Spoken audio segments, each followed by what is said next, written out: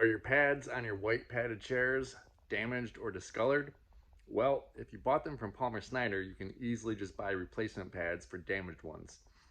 I don't know if other manufacturers sell the replacement pads.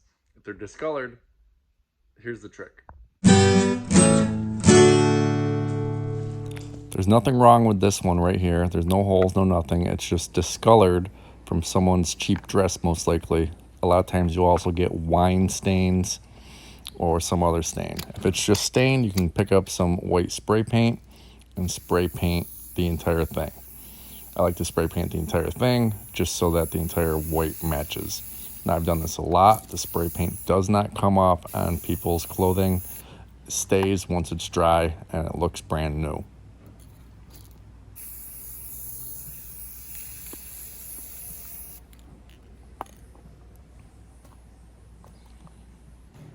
Now, if it's damaged, you can just buy a replacement pad from Palmer Snyder, or hopefully your manufacturer can sell a replacement pad.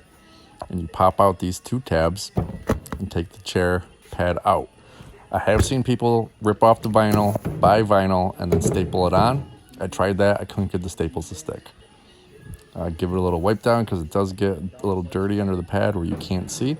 And then just take your new pad and put it on the seat.